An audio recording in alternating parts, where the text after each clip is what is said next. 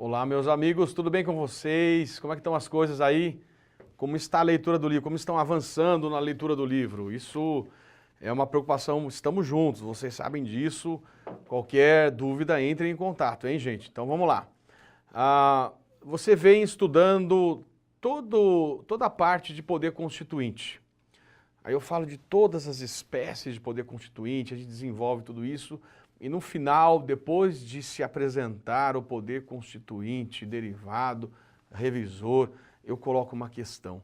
Mas qual é a diferença entre o poder constituinte, derivado, reformador e o revisor? Vem para a tela aqui. Esta é a nossa pergunta de hoje. Confrontar o poder constituinte, derivado, reformador e o poder constituinte, derivado, revisor. Bom, para que a gente possa falar sobre isso, eu vou resgatar alguns aspectos do que os senhores já estudaram na parte do livro até aqui. Então a gente vai retomar algumas questões que já foram estudadas para responder esta pergunta. Qual é a diferença entre poder constituinte derivado reformador e o revisor? Você entendeu, mas eu quero apontar alguns aspectos importantes aqui. Então, vamos olhar o quadro que você lê lá no livro, este quadro, né, o poder constituinte originário, que se divide em dois, histórico e revolucionário, e o derivado, reformador, decorrente e revisor, o difuso e o supranacional. Bom, lá na parte teórica, quando a gente fala sobre poder constituinte originário, tem uma parte que eu trago as características deste poder constituinte originário. Basicamente a noção originário é aquele que criou o Estado pela primeira vez, e aí ele é chamado de histórico, ou o poder constituinte que se seguiu. Todas as novas constituições são fruto de poder constituinte originário.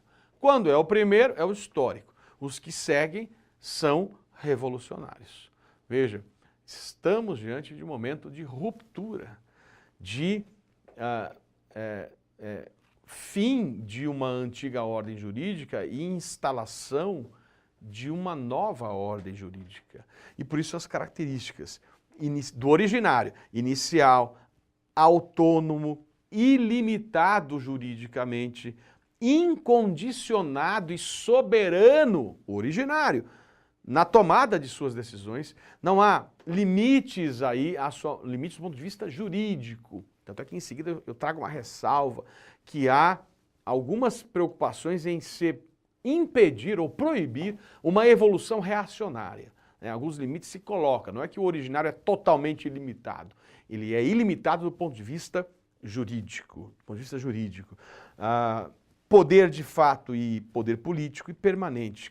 Essa noção de permanência é interessante que ele fica adormecido até que surja um momento constituinte para uma nova manifestação. Este é o originário, que criou a Constituição. E ele, originário, disse: eu vou permitir que a Constituição seja reformada e vou permitir que surjam derivados do originário, o que ele chamou, a doutrina chamou, de poder constituinte derivado. Então vem para a tela de novo, vou focar aqui nesses três: reformador, decorrente e revisor. E nós vamos então falar um pouquinho do poder constituinte derivado. Veja, enquanto o originário é incondicionado do ponto de vista jurídico e soberano na tomada de suas decisões, o derivado, por ser derivado do originário, é limitado juridicamente. O derivado é limitado juridicamente. Tudo bem? Essas limitações são colocadas pelo próprio originário. Vamos para a tela dar uma olhada nisso?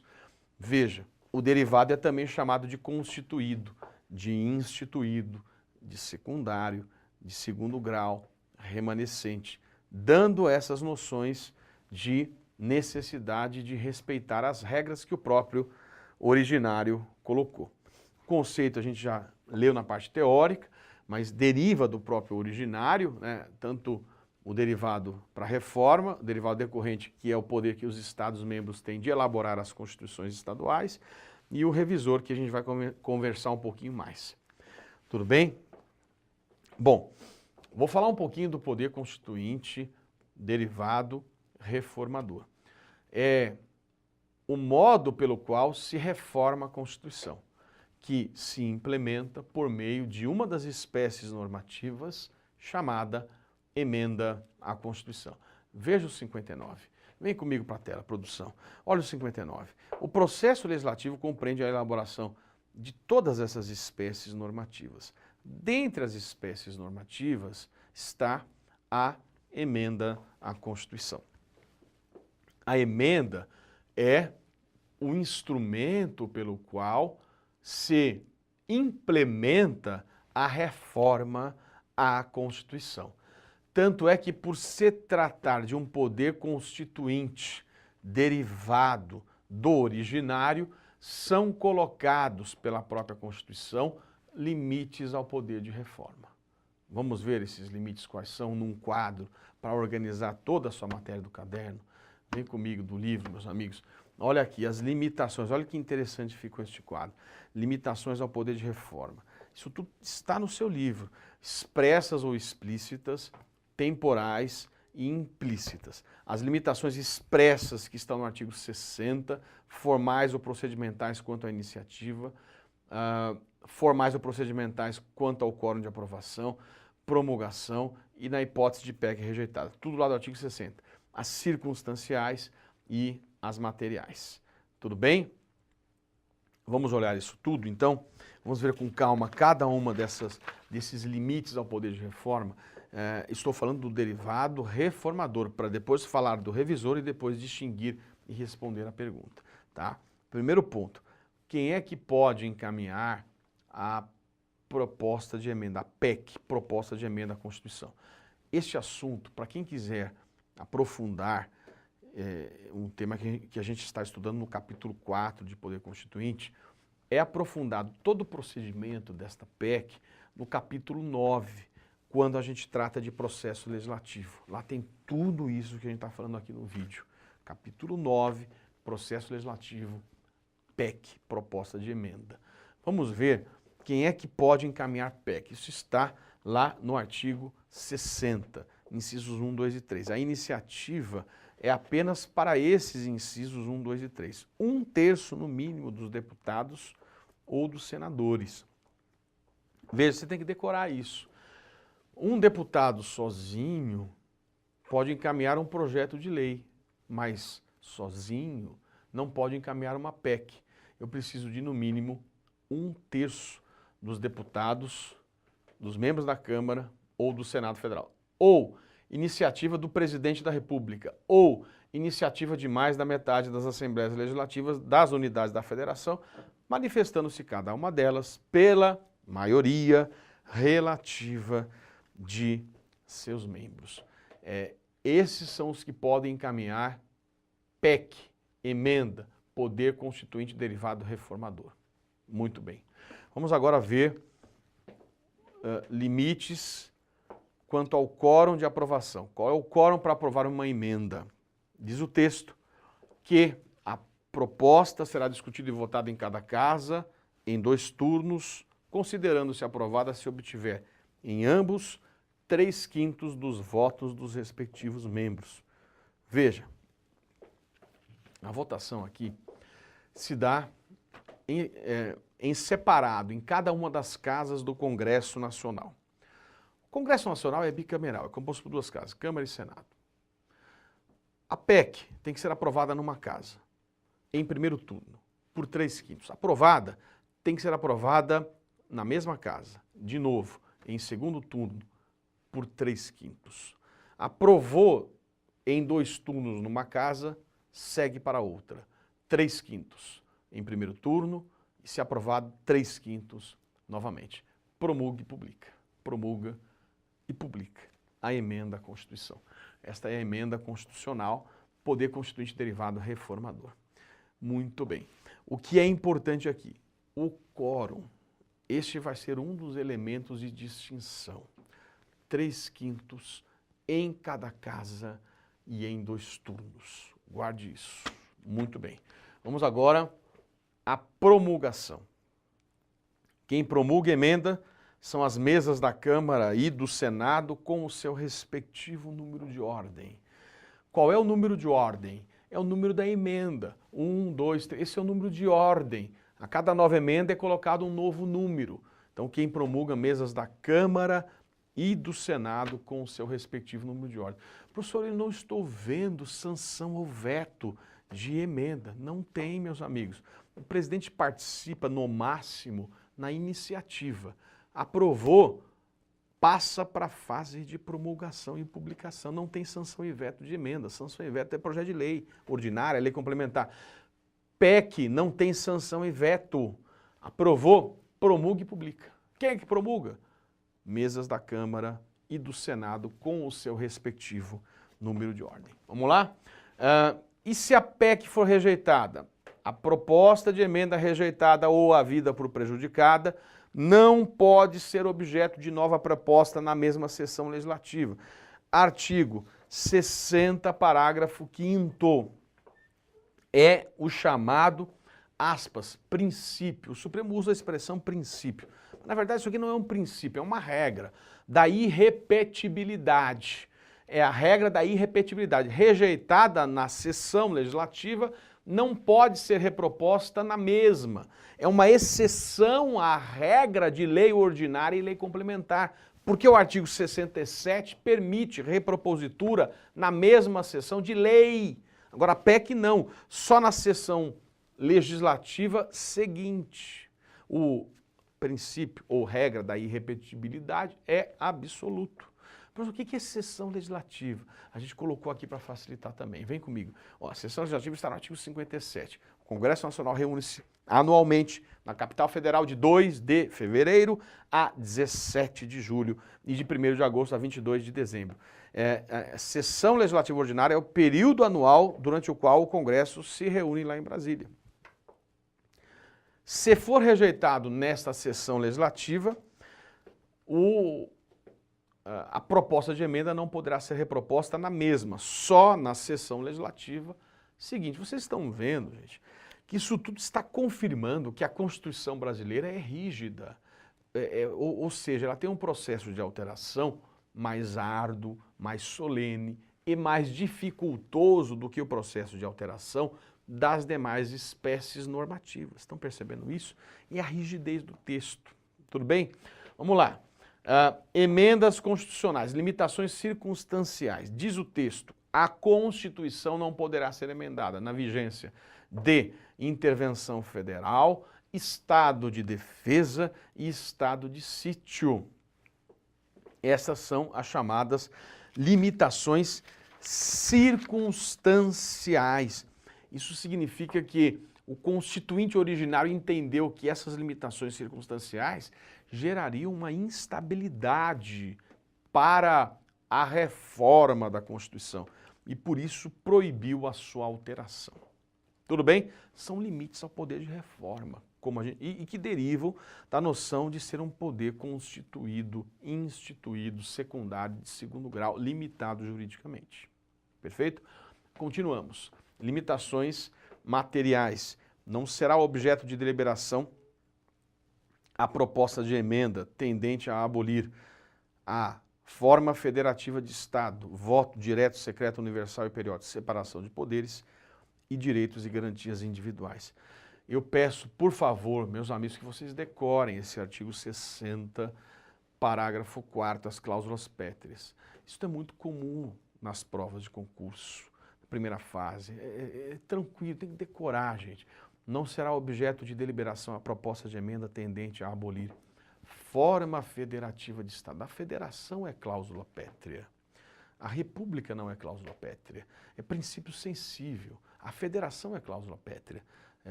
2, voto direto, secreto, universal e periódico. Separação de poderes e direitos e garantias individuais. Tudo bem, gente? Deu para entender? Vamos lá. Colocado isso, a gente vai falar das outras limitações temporais. O que seria uma limitação temporal? Limitação temporal, ela está presente na Constituição de 1824, que diz assim: se passados 4 anos depois de jurada a Constituição se conhecer que algum dos seus artigos merece reforma, se fará a proposição por escrito, a qual deve ter origem na Câmara dos Deputados e ser apoiada pela terça parte. A Constituição de 1824 trazia um exemplo de limitação temporal. Ou seja, durante os 4 primeiros anos da Constituição do Império, não se podia alterar a Constituição.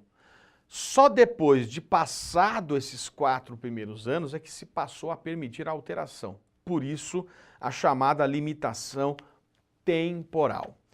Eu já vou deixar claro que a chamada revisão constitucional, que é o poder constituinte derivado revisor, que é o tema que a gente propôs, não se enquadra nesta minha definição como limite temporal. Qual é o conceito que eu estou trazendo aqui? Limite temporal é um período de tempo durante o qual a Constituição não pode ser alterada. O que o chamado poder de revisão tem é um limite de tempo para se manifestar. Mas durante esse período em que ele não podia, o revisor, se manifestar, a Constituição poderia ter sido alterada, como foi diversas vezes. Pergunto, a emenda número 1 teve que aguardar 5 anos para surgir? Não. O poder reformador poderia se manifestar de imediato. O revisor é que teve um período de tempo para aguardar, para poder se manifestar. Nós já vamos ler como ficou o revisor na Constituição, beleza? Por fim, vamos falar das limitações implícitas, resumindo e já trazendo assuntos do capítulo 9, que você aprofunda na parte teórica lá. Limitações implícitas, as próprias limitações expressas, ou seja, não se admite que venha uma emenda número 1 e acabe com uma limitação expressa e venha uma emenda número 2 e faça aquilo que era proibido. Por isso, a proibição da teoria da dupla revisão. A emenda número 1 viria, acabaria com o artigo 60. E a emenda número 2 viria depois, fazendo aquilo que era proibido. Isso não pode. Porque se eu admitir, por fim, a uma limitação expressa, estou violando a Constituição, perceberam? E a última limitação implícita é a impossibilidade de se alterar o titular do poder constituinte originário e o titular do poder constituinte derivado reformador. Eu não posso jamais entregar o papel de emenda ao Poder Executivo, por exemplo. Imagine uma emenda que venha e diga assim: agora quem reforma a Constituição é o Poder Executivo. Isso viola a Constituição. É um limite implícito. Tudo bem? Bom, então, colocado isso tudo que eu coloquei até aqui são características do poder constituinte derivado reformador que se implementa por emenda. Derivado reformador. Eu vou ler como funciona o poder constituinte derivado revisor. E aí a gente diferencia. Tudo bem? Aonde é que está previsto o derivado revisor? No artigo 3º do ADCT. Vamos ler? Vem comigo. Artigo 3º. A revisão constitucional será realizada após 5 anos, contados da promulgação da Constituição, pelo voto da maioria absoluta dos membros do Congresso em sessão unicameral. Olha que interessante.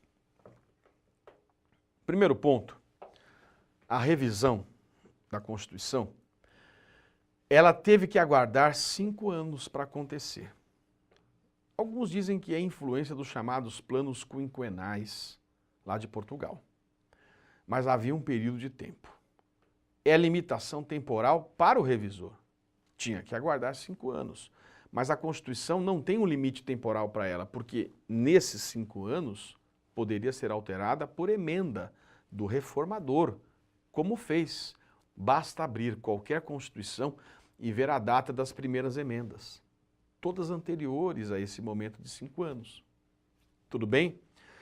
E mais, qual é o quórum que se exigiu para o revisor? Põe na tela de novo, que é bastante interessante, maioria absoluta. Qual é o quórum que se exige para as emendas? Você já decorou, 3/5. 3/5. Qual é o modo de votação em sessão unicameral? Então, lendo para o revisor, qual é o modo de votação das emendas reformador?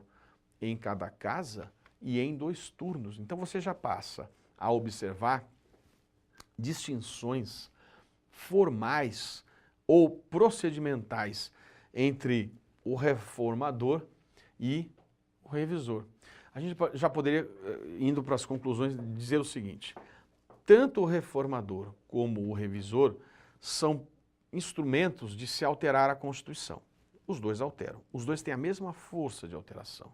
Tanto é que as 6 emendas de revisão têm a mesma força das emendas constitucionais. Então, ambos servem para alterar a Constituição. Veja, o reformador tem uma perspectiva mais pontual, enquanto que o revisor seria uma perspectiva mais ampla. Tudo bem? Outra distinção.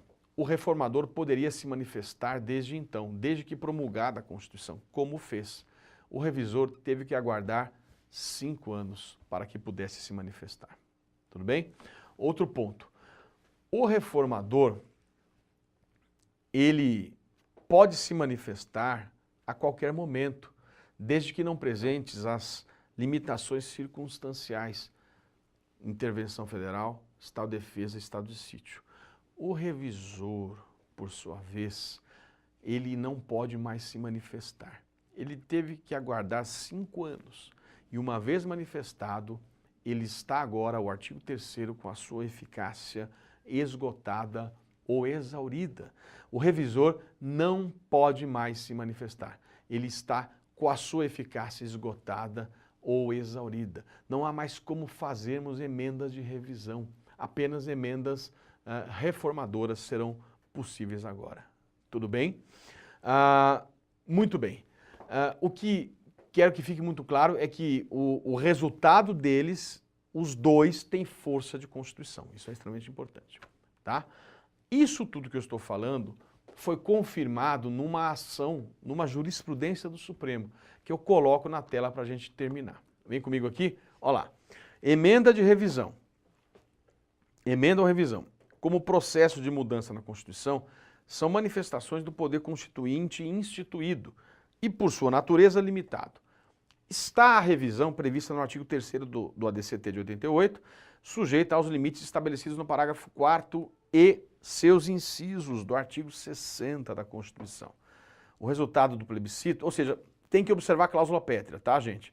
O resultado do plebiscito de 21 de abril de 93 não tornou sem objeto a revisão a que se refere ao artigo 3º do ADCT.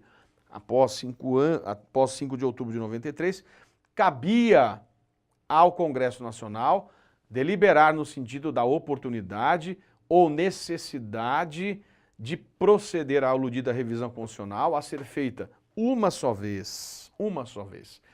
As mudanças na Constituição decorrentes da revisão do artigo 3º estão sujeitas a controle judicial diante de cláusulas pétreas consignadas no artigo 60, parágrafo 4º e seus incisos.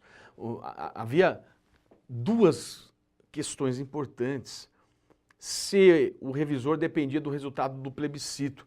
O plebiscito está previsto no ADCT, esse é um plebiscito interessante, no artigo 2º, que deveria o eleitorado definir sobre a forma republicana ou monárquica de governo e o sistema parlamentarista ou presidencialista de governo. O resultado deste plebiscito, que manteve a república e o presidencialismo, não impediram o revisor de se manifestar. E, manifestado, ele não pode mais se manifestar. Olha que interessante. E, além de tudo que a gente colocou, a necessidade de se observar também as cláusulas pétreas para o revisor. Tudo bem, gente. Eu espero ter contribuído, então, com este ponto importante da matéria.